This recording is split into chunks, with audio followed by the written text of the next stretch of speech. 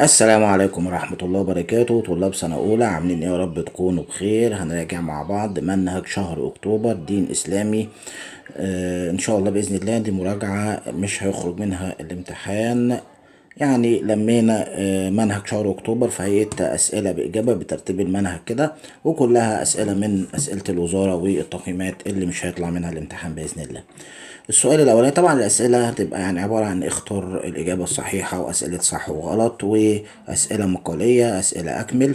دي نوعية الأسئلة اللي بتيجي منها الامتحان. ولازم ناخد مادة التربية الدينية باهتمام عن السنين اللي فاتت. نسبة النجاح فيها بقت 70%. أقل من كده طبعا الطالب هيبقى راسب، فيعني خدوا الموضوع باهتمام شوية زي باقي المواد. السؤال الأولاني أسئلة الاختيار من متعدد. بيقول قالت اليهود إن نقط ابن الله. قالت اليهود إن عزيرا ابن الله، وقالت النصارى إن المسيح ابن الله. لكن هو هنا بيسأل عن اليهود، يبقى إذا هنختار إيه؟ عزيرا. معظم الآيات القرآنية بتخاطب إيه يا جماعة؟ بتخاطب العقل السليم. وردت صفة السميع كم مرة في القرآن الكريم؟ 17 مرة. من آثار الإيمان إيه؟ الشجاعة. ماشي. جاءت صفة الله عز وجل العليم في القرآن الكريم كم مرة؟ 32 مرة. الإيمان بالله الواحد الأحد معناه إيه؟ هل الإيمان بوجود الله فقط؟ لا طبعا. الإيمان بوحدانية الله في ذاته وصفاته فعلا. تمام. الإيمان بالرسل فقط؟ لا طبعا. الإيمان باليوم الآخر. هنا السؤال بيشير إلى الإيمان بالله الواحد الأحد، يعني الإيمان بوحدانية الله في ذاته وصفاته. أعظم الذنوب عند الله تعالى حقوق الوالدين ولا الشرك بالله ولا السرقة والكذب؟ هي كلها ذنوب كبيرة، لكن أعظمها هو الشرك بالله. المعنى المراد في كلمة بديع في قوله تعالى بديع السماوات والأرض، خالق ومبدع. خالق وإيه؟ ومبدع. ده معنى كلمة بديع في الآية الكريمة.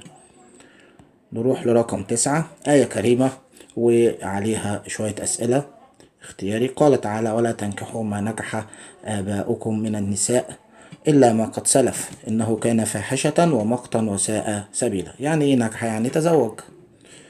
معنى كلمة فاحشة يعني قبح وزنا.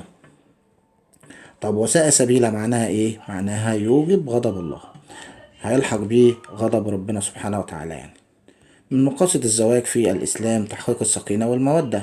طبعا أكيد مش جذب المال ولا الانشغال عن العبادة، ولكن تحقيق السكينة والاستقرار والمودة. رقم 11، من الحقوق المشتركة بين الزوجين المودة والرحمة، وجعل بينكم مودة ورحمة. المودة والرحمة حاجة، وحسن المعاشرة حاجة بيتبادل فيها الحقوق الزوجين. الزواج في الإسلام يعد إيه؟ عقد مدني فقط؟ لا طبعا. ميثاقا غليظا وليس عادة بشرية. أي من الآتي يعد من حقوق الزوجة؟ النفقة ولا حسن العشرة ولا المهر ولا جميع ما سبق؟ طبعا كلهم من حقوق الزوجة، النفقة وحسن العشرة والمهر. من آثار الزواج على المجتمع ليس ضعف الأخلاق ولا قلة النسل، ولكن انتشار الطمأنينة والاستقرار. من أهداف الزواج في الإسلام للسائلين تحقيق السكينة والمودة. المهر في الإسلام هو إيه؟ حق واجب للزوجة. الزواج في الإسلام بيقوم على إيه؟ التكامل بين الزوجين والمشاركة بين الزوجين. المهر بيعبر عن إيه؟ تكريم الإسلام للمرأة. تمام. من الحقوق الخاصة بالزوجة هل الطاعة؟ ماشي، ده حقوق زوج مش زوجة. هل النفقة والمهر؟ أيوة فعلا النفقة والمهر. السفر ديت حاجات معنوية. من ثمرات الزواج على المجتمع ايه؟ هل الفوضى والعنف؟ لا طبعا. ولا قلة النسل، لكن الطمأنينة والاستقرار.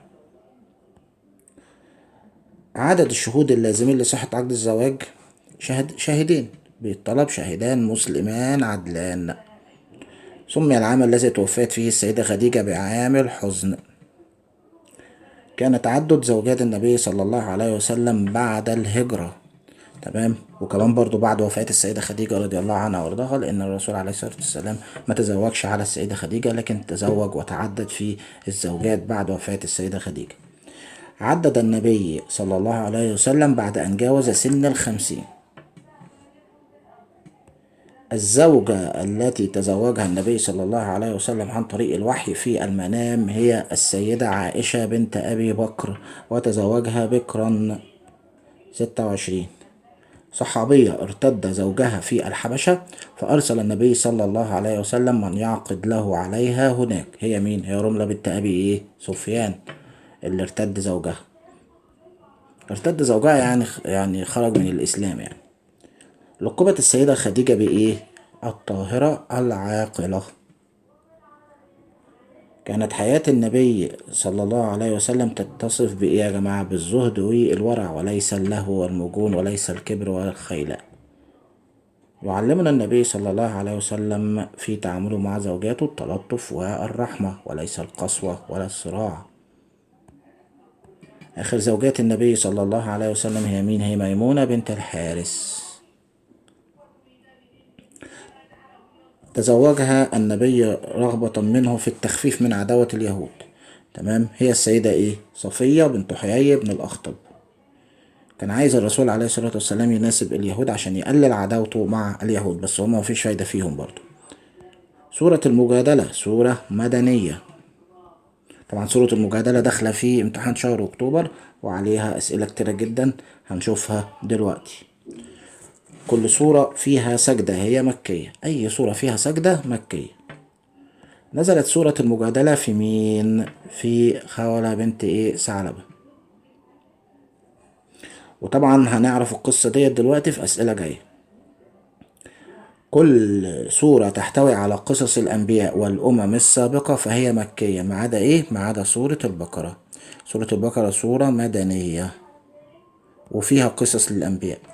أما بقية السور اللي فيها قصص للأنبياء والأمم السابقة تمام مكية. الوحيدة اللي بتتكلم عن قصص الأنبياء ومدنية سورة البقرة. تقع سورة المجادلة في صدر الجزء 28. عدد آيات سورة المجادلة 22 يا جماعة. حكم الظهار. الظهار حرام. ويعني ايه ظهار؟ ان واحد يقول لزوجته انت عليا كظهر امي، يعني انت متحرم عليا زي امي كده مثلا. ده طبعا حرام شرعا. تمام. وهنتكلم عليه بالتفصيل دلوقتي في اسئلة مقال. 39. كل سورة تتحدث عن الجهاد واحكامه، مدنية. المرأة التي نزلت فيها سورة المجادلة هي خولة بنت ثعلبة. احفظوا بقى اسمها عشان ليها قصة هنقولها دلوقتي في أسئلة مقال. 41. موقف الإسلام من المرأة التي تعرضت للظلم، أنصفها في سورة المجادلة. ماشي. وهنعرف دلوقتي الآية والقصة.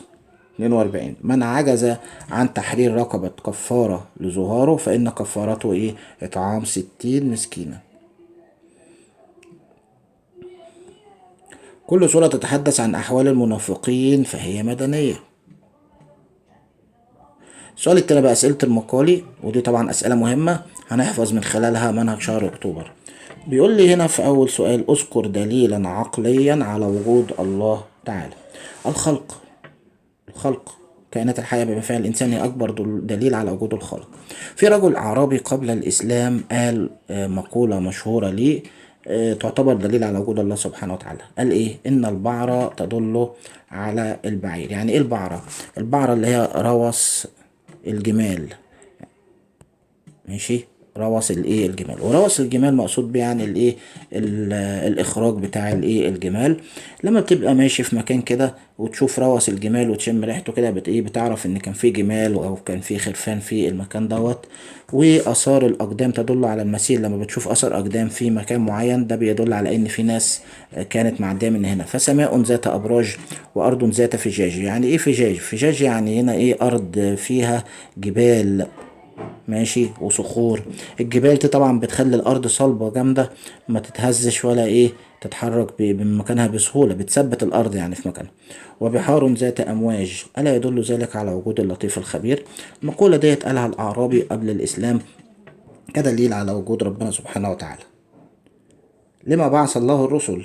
بعثهم لهداية الناس وتزويدهم بالبشرى في الدنيا والآخرة، ولا يكونوا حجة على الناس. الرسل هيكونوا حجة على الناس لما يجوا يوم القيامة. الناس يقولوا يعني الناس الكفار لما ربنا يسألهم ايه انتوا ليه ما امنتوش؟ الم يبعث لكم رسل؟ هيقولوا بلى، يعني فعلا في رسل قلنا، بس احنا ايه ما امنناش بهم. يبقى اذا هنا اللي هيكونوا حجة على الناس يوم القيامة هم مين؟ هم الانبياء والرسل.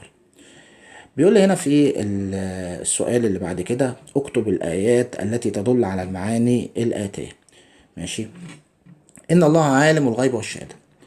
في آيات بتدل على المعنى دوت، زي كده سورة الحشر الآية رقم 22، قوله تعالى: أعوذ بالله من الشيطان الرجيم، بسم الله الرحمن الرحيم: هو الله الذي لا إله إلا هو عالم الغيب والشهادة هو الرحمن الرحيم. وفي آية تانية في سورة التوبة الآية رقم 78، بسم الله الرحمن الرحيم: ألم يعلموا أن الله يعلم سرهم ونجواهم وأن الله علام الغيوب.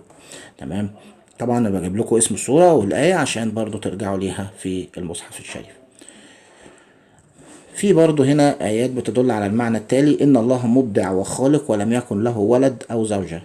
قوله تعالى: أعوذ بالله من الشيطان الرجيم، بسم الله الرحمن الرحيم: بديع السماوات والأرض أن يكون له ولد ولم تكن له صاحبة وخلق كل شيء وهو بكل شيء عليم. صدق الله العظيم. دي طبعا سورة الأنعام الآية 101. هترجعوا للمصحف هتلاقوا الآيات ديت موجودة فيه. رقم 4، سورة الإخلاص من الأدلة النقلية العقلية. وضح ذلك. لأن سورة الإخلاص بتخاطب العقل السليم. إزاي الكلام ده؟ هي بتقدم أدلة عقلية على وحدانية الله سبحانه وتعالى. برضو مش فاهمين الكون ده لو كان ليه أكتر من إله هيختلفوا، هيتنازعوا. هذا يريد شيئا وغيره لا يريد. حتى المثل بيقول لك ايه بالبلدي كده: المركب اللي ليها رئيسين بتغرق. فلو كان في أكتر من إله للكون كانوا هيختلفوا مع بعض وهيتنازعوا، ده عايز حاجة وده عايز حاجة. فده أكبر دليل عقلي على وحدانية الله سبحانه وتعالى. لماذا رغب الإسلام في الزواج؟ لتحقيق العفة وإشباع الغريزة في إطار شرعي وتكثير أمة محمد صلى الله عليه وسلم وتقوية الروابط الاجتماعية. بيحصل نسب ما بين الناس، ف ده بيعمل تقوية للروابط الاجتماعية ولتحقيق السكينة والطمأنينة النفسية. يبقى احنا قلنا كم سبب اهو، ادي 1 2 3 4 ادي 5. 5 أسباب بترغب ليهم رغب ليهم الإسلام في الزواج. ما الدليل على حتمية وجود شاهدين في عقد النكاح في الزواج؟ يعني السنة النبوية وفعل الصحابة. ازاي؟ برضو الرسول عليه الصلاة والسلام كان جاء بالشهادة في عقد الزواج لحفظ الأعراض ودرء الفتن، عشان ما يجيش في يوم من الأيام في المستقبل واحد يقول لا أنا ما اتجوزتهاش. لا، ازاي؟ ده في شهود أهو.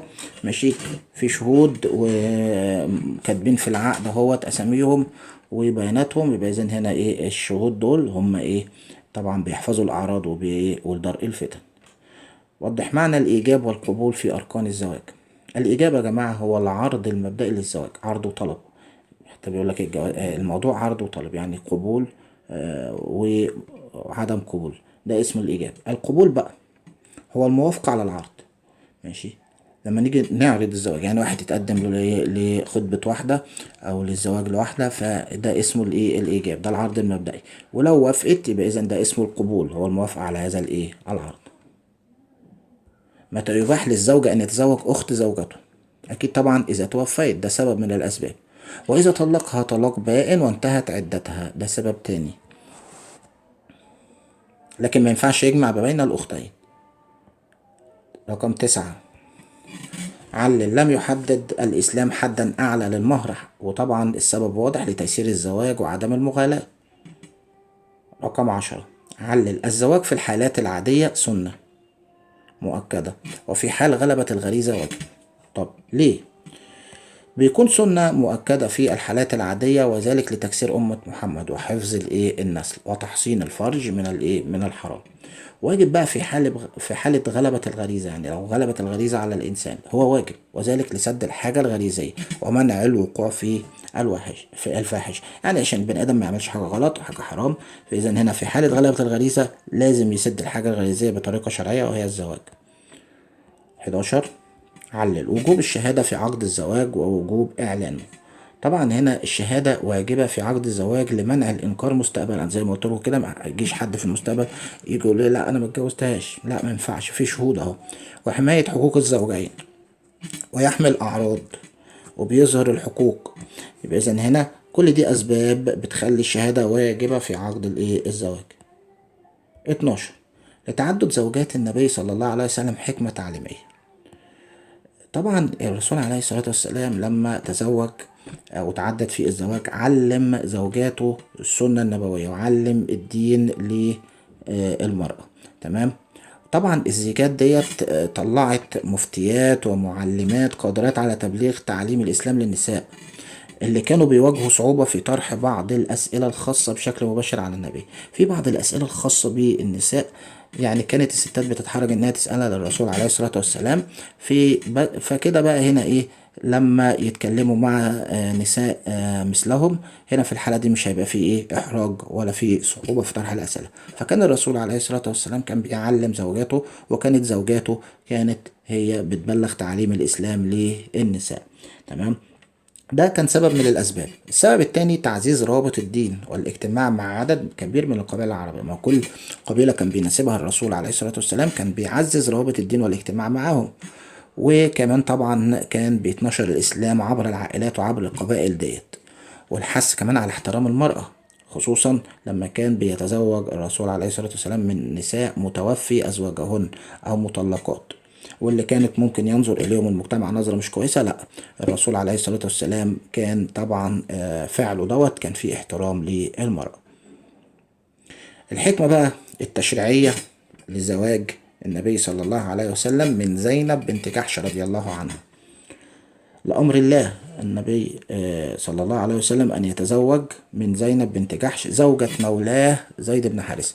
زيد بن حارثة هو اللي رباه الرسول عليه الصلاة والسلام، تربى في بيت النبي صلى الله عليه وسلم. وطبعا ربنا سبحانه وتعالى أمره إنه يتزوج زينب بنت جحش اللي هي كانت زوجة زيد بن حارثة. طب ليه؟ ماشي. طبعا بعد ما طلقها زيد بن حارثة وانتهت عدتها تزوجها النبي، لتكون هذه القصة دليلا عمليا على بطلان نظام التبني في الإسلام. التبني في الإسلام حرام شرعا. طبعا الأب ماشي ما ينفعش ابنه يتزوج زوجته. ماشي. يعني الأب لو زوجته توفات ويتزوج واحدة تانية وهو عنده ابن، ما ينفعش إن هو يتزوجها حتى لو مطلقة. لكن هنا في حالة إنه مثلا في ابنه دوت مش ابنه حقيقي، هو مربيه. تمام. هنا في الحالة ديت ممكن يتزوجها عادي. فإذا هنا ده أكبر دليل عملي على بطلان نظام التبني في الإسلام. فعل النبي صلى الله عليه وسلم ده كان دليل عملي على البطلان نظام التبني. التبني فعلا حرام في الإسلام. طيب هنا بيقول لي وصل بقى دول كلهم اللي على اليمين في الجدول كلهم زوجات النبي. السيدة خديجة بنت خويلد أول واحدة، لقبت بالطاهرة العاقلة. عائشة بنت أبي بكر. عائشة بنت أبي بكر تزوجها النبي بكرا. أم سلمة هند المخزومية. أم سلمة دي تزوجها النبي وربى أيتامها. جويرية بنت الحارث. جويرية بنت الحارث هي أيمن امرأة على قومها. وطبعا الاسم ده ليه قصة. أيمن امرأة على قومها، يعني بالبلد كده كان وشها حلو على قومها. أول ما تزوجها النبي صلى الله عليه وسلم دخل 100 من قومها في الإسلام، ومئات تم إعتاق مئات السبايا من قومها. تمام. يبقى إذن هنا كان وشها حلو على قومها يعني. تمام كده. طيب حفصة بنت عمر دي لقبت بحارسة القرآن لأنها الوحيدة من أمهات المؤمنين اللي تم حفظ النسخة المكتوبة من القرآن الكريم في بيتها، ولذلك لقبت بحارسة القرآن. زينب بنت جحش تزوجها النبي صلى الله عليه وسلم إبطالا لبدعة التبني. ماشي. ودي طبعا اللي لسه قايلين قصتها من شوية. علل جويرية بنت الحارث رضي الله عنها أو قصتها اهوت. هي أيمن امرأة على قومها. ليه؟ كانت ذات بركة على قومها، حيث أن زواجها من النبي أدى إلى إسلام 100 من قومها وإعتاق مئات السبايا من قومها. كان وشها حلو على قومها يعني. علل لقبت حفصة رضي الله عنها بحارسة القرآن. لسه قايل لكم هي الوحيدة من أمهات المؤمنين اللي اختيرت لحفظ المصحف المكتوب في بيتها في عهد الخليفة أبو بكر الصديق. مع حكمة زواج النبي صلى الله عليه وسلم من السيدة سعودة بنت زمعة بدفع الشفقة وجبر الخواطر والرعاية الإسلامية واستكمال دور السيدة خديجة بنت خويلد. لما تزوج الرسول عليه الصلاة والسلام السيدة أم سلمة، تزوجها بعد وفاة زوجها لتكريمها ومواساتها وتوفير الدعم لها ولأبنائها بعد مصائبهم، لأن زوجها توفى استشهد.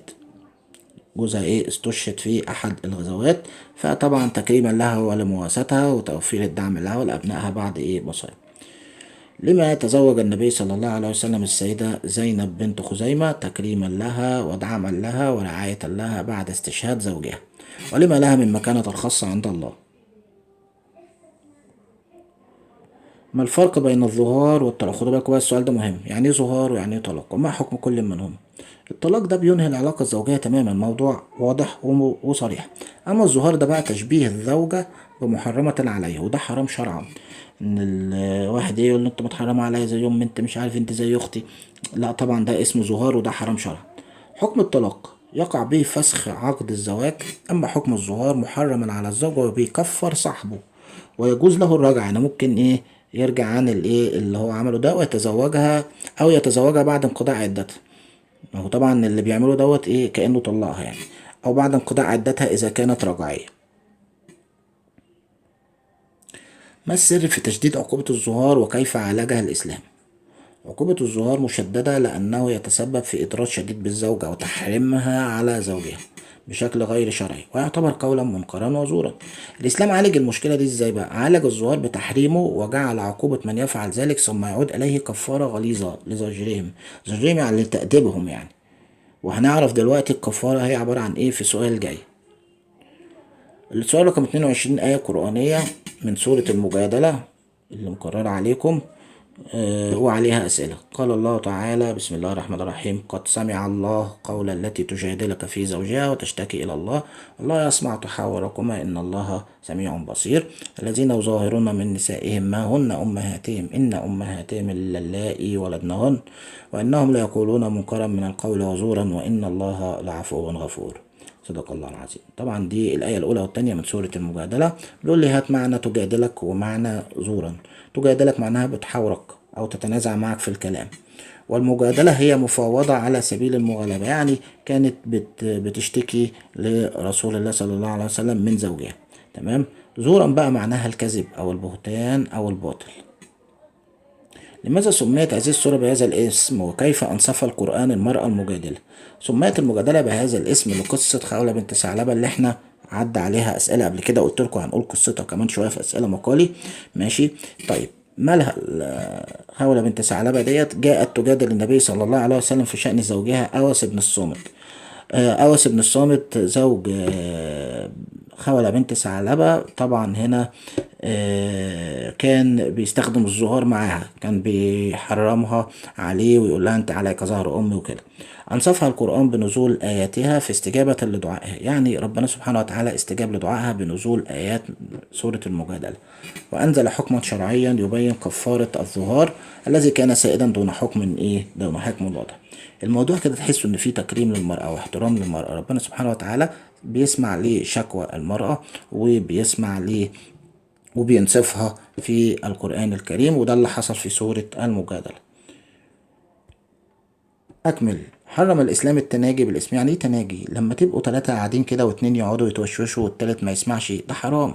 حرم الإسلام التناجي بالاسم والعدوان ومعصية الرسول.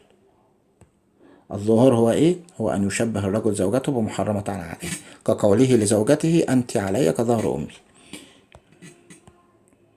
ما كفارة الظهار في الإسلام؟ بصوا بقى، هي الترتيب بين خصال 3: عتق رقبة مؤمنة دي رقم 1، أو صيام شهرين متتابعين دي رقم 2، أو إطعام 60 مسكينا دي رقم 3. خد بالك ما ينفعش تبدأ بالتالتة دي إطعام 60 مسكين، لازم تبدأ بأول واحدة. لو ما قدرتش يبقى تخش على التانية صيام شهرين متتابعين، ما قدرتش تخش على التالتة وهي إطعام 60 مسكين. يبقى إذا ده معنى الترتيب بين خصال 3. تمام. فما ينفعش تفوت واحدة وتخش على على التانية. هي دي العقوبة الشديدة اللي بيتحط فيها اللي بيستخدم الظهار. كيف كانت شكوى المرأة المجادلة خيرا على نساء المؤمنين؟ أيوة طبعا، لأنها أدت لنزول سورة المجادلة التي وضعت حكما وتشريعا شرعيا ينظم مسألة الظهار اللي كان سائدا جاهلا. هذه السورة أوضحت حق المرأة وكرامتها وأكدت أن الله يسمع شكواها. 25. للإسلام موقف من التناجي سرا بين الناس. قلت لكم التناجي يعني إيه؟ يعني تبقوا 3 كده ولا 4 واتنين يتكلموا على جنب كده محدش يسمعهم والتانيين قاعدين مش سامعين حاجة، ده حرام. ماشي. الإسلام يحرم التناجي طبعا. ليه؟ بين اثنين بحضور ثالث لما فيه إحزان للشخص الثاني وشعوره بالاستثناء والظلم. طبعا التالت ده هيحس إنه بيتكلموا عليه مثلا ولا حاجة فهيزعل وهيتضايق. عشان كده إيه ربنا سبحانه وتعالى حرم التناجي سرا بين اثنين بحضور إيه بحضور ثالث. نروح بقى ليه أسئلة الصح وغلط. رقم 1، نستطيع حصر الأدلة الكونية على وجود الله؟ لا طبعا ما نقدرش. معنى المصور هو خالق صورة الخلق على ما يريد؟ أيوة فعلا صح. الوحدانية صفة من صفات الكمال؟ أيوة فعلا. وفي صفات تانية من صفات الكمال وهي القدرة مثلا والإرادة والعلم، دي كلها من صفات الكمال الإلهي. رقم 4، المؤمن يخاف الفقر والجوع؟ لا طبعا لا يخاف، لأنه المؤمن بيتصف بالشجاعة يا جماعة، لسه قايلين في سؤال اختياري. يجب أن يكون بعض المهر معجلا؟ لا طبعا المهر ليس معجلا، لا يجب أن يكون معجلا لتيسير الزواج. لم يجعل الإسلام حدا أعلى للمهر؟ أيوة فعلا لتيسير الزواج. تمام. يبقى رقم 5 و6 سببهم هو تيسير الزواج. رقم 7، بركة الزواج في يسر صداقها؟ أيوة فعلا تسهيل الصداقة، يعني يبقى خفيف كده برضه لتيسير الزواج. يبقى نضم كمان ليهم 7، ال3 دول أسبابهم واحدة. يحرم أن تتزوج بزوجة عمك المتوفي؟ لا طبعا العبارة غلط، مش حرام ولا حاجة. 9، كره الإسلام المغالاة في الصداقة أو المهر؟ أيوة فعلا كرهه برضه لتيسير الزواج. رقم 10، السيدة خديجة رضي الله عنها أول أزواج النبي؟ فعلا أول واحدة تزوجها النبي صلى الله عليه وسلم هي السيدة خديجة رضي الله عنها. لقبت السيدة أم سلمة رضي الله عنها بالطاهرة العاقلة؟ لا طبعا اللي لقبت بالطاهرة العادلة هي السيدة خديجة. رقم 12، عرفت عادة تعدد الزوجات عند الأمم قبل بعثة النبي صلى الله عليه وسلم؟ أيوة فعلا عادة التعدد الزوجات كانت موجودة قبل بعثة الرسول، كانت موجودة كمان عند الفراعنة القدماء، الحضارة الفرعونية وغيرها من الأمم السابقة. رقم 13، تزوج النبي صلى الله عليه وسلم السيدة سودة بنت زمعة رضي الله عنها ليحقق بعض المكاسب المادية؟ لا طبعا لم يتزوج النبي من أي امرأة لتحقيق مكاسب المادية. 14، لقبت السيدة حفصة بنت عمر رضي الله عنها بحارسة القرآن؟ أيوة فعلا، وقلت لكم السبب هو إنها الوحيدة من أمهات المؤمنين اللي تم حفظ النسخة المكتوبة من القرآن الكريم في بيتها.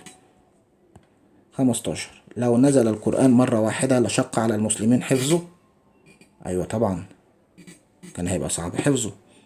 زي كده لو اديتك المنهج كله مرة واحدة هيبقى سهل عليك تذاكره؟ لا طبعا. فعشان كده القرآن الكريم نزل واحدة واحدة كده علشان يبقى لتسهيل حفظه وفهمه. رقم 16، أنصف الإسلام المرأة وقضى على كل أنواع الظلم؟ أيوة فعلا ده طبعا في سورة المجادلة اللي لسه كنا بنتكلم عليها دلوقتي.